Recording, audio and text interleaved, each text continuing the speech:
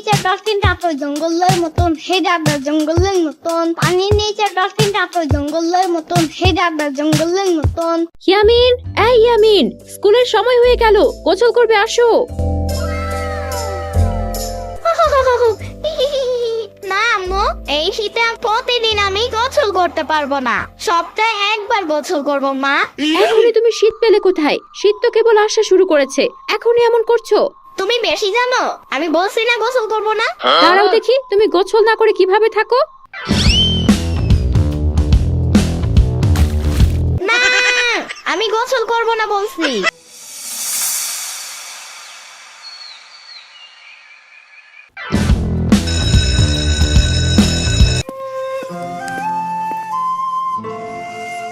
সুস্মিতা, তোমার প্রিয় ঋতুর নাম বলো। আমার প্রিয় ঋতু গ্রীষ্মকাল ম্যাম। গ্রীষ্মকাল? কারো প্রিয় ঋতু আবার গ্রীষ্মকাল হয় নাকি? হাসি থামাও সবাই। আচ্ছা রিফাত, তোমার প্রিয় ঋতুর নাম বলো তো এইবার। আমার প্রিয় ঋতু বর্ষাকাল। ইয়ামিন, এইবার তোমার প্রিয় ঋতুর নাম বলো। আমার প্রিয় ঋতু শীতকাল। শীতকাল তোমার প্রিয় ঋতু কেন? কারণ শীতকালে প্রতিদিন গোসল করতে হয় না। শীতকালে তুমি প্রতিদিন গোসল করো না? না ম্যাম, আমি তো প্রতি সপ্তাহে একবার গোসল করি, পারলে তো মাসে একবার করতাম। হাসি থামাও সবাই। আমার প্রিয় ঋতু শীতকাল। ছোটবেলায় শীতকাল এলেই আমি আমার নানু বাড়িতে চলে যেতাম। নানু বাড়িতে প্রতি বছর পিঠে পুলির উৎসব হতো। গাছ থেকে খেজুরের রস আনতে ভোর সকালে নানার সাথে মাঠে যেতাম। শীতের কনকনে ঠান্ডার মধ্যেও খেজুরের রস পান করতাম। আহা, সেই দিনগুলি কতই না মজার ছিল। আজকে তাহলে তোমাদের ছুটি।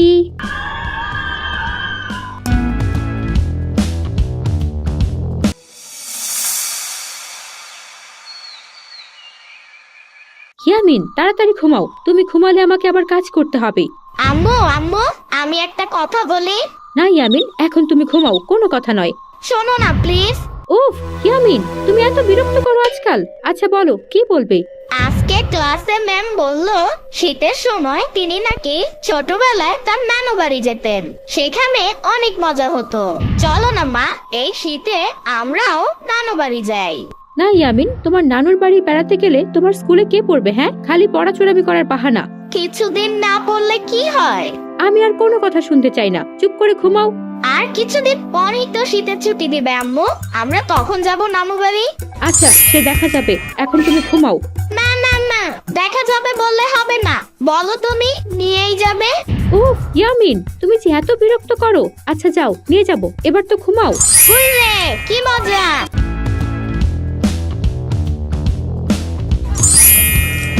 এই যে ছেলে, তোমাকে তো এদিকে আগে দেখিনি।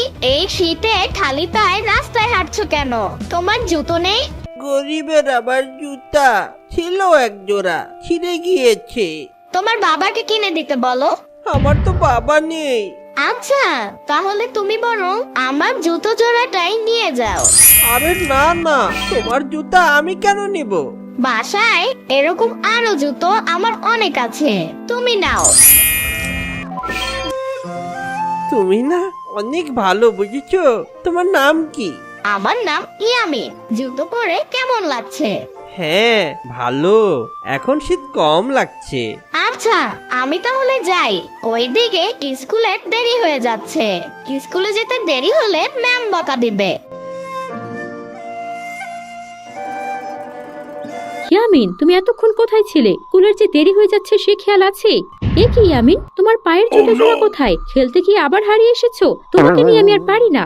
ও মা, একটা না বলেই যাচ্ছ, আমাকেও তো বলার সুযোগ দিবে নাকি?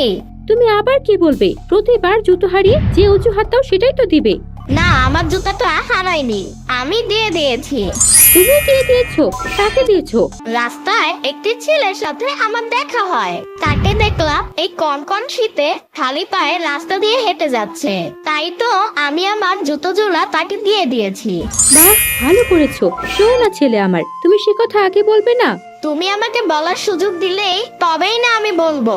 হয়েছে, এবার আসো, স্কুলের জন্য তৈরি হতে হবে। না, আমি আজকে স্কুলে যাব না। কি, স্কুলে যাবে না কেন? এমনিই যাব না। রোজ রোজ এই শীতের মধ্যে স্কুলে যেতে আমার ভালো লাগে না। ঠিক আছে, না গেলে আমিও তাহলে তোমার নানু বাড়িতে নিয়ে যাব না তোমাকে। আরে আম্মু, আমি তো তোমার সাথে মজা করেছি। স্কুলে যেতে তো আমার অনেক ভালো লাগে। চলো চলো। দিনে দিনে তোমার বাদরামি খুব বেড়ে যাচ্ছে কিন্তু ইয়ামিন। আম্মু, আমার স্কুলে দেরি হয়ে যাচ্ছে কিন্তু। হ্যাঁ চলো চলো।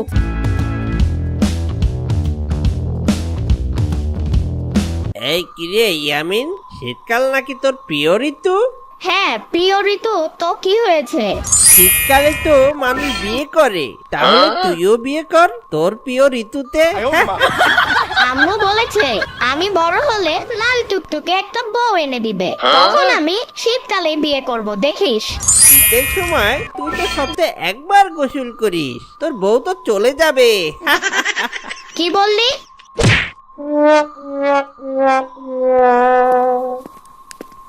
কি হয়েছে, তুমি কাঁদছো কেন বাবু? আমাকে ইয়ামিন মেরেছে।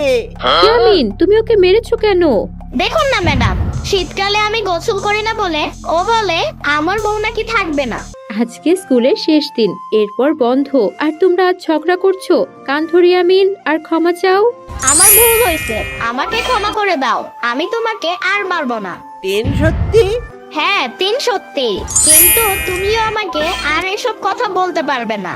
আচ্ছা ঠিক আছে, বলবো না। প্রমিস? প্রমিস। বেশ, এবার একে অপরের সাথে আলিঙ্গন করো। মেঘের কোলে রোদ এসেছে, বাদল গাছে টুটি, আজ আমাদের ছুটি ও ভাই, আজ আমাদের ছুটি। বাসায় গিয়ে খাবো আমি গরম গরম রুটি। আরে ইয়ামিন, কোথায় যাচ্ছো? আরে, আমি তো স্কুল থেকে বাসায় যাচ্ছি। তোমার কি খবর? ভালো। ঝালমুড়ি খাবে? না, অন্যের দেওয়া জিনিস নিতে আম্মু মানা করেছে। তাহলে তুমি যে সেদিন আমাকে তোমার জুতো জোড়া দিয়েছিলে, এখন ঝালমুড়ি না নিলে তোমার জুতো আমি তোমাকে ফেরত দিয়ে দেব। আচ্ছা ঠিক আছে, ঝালমুড়ি দাও।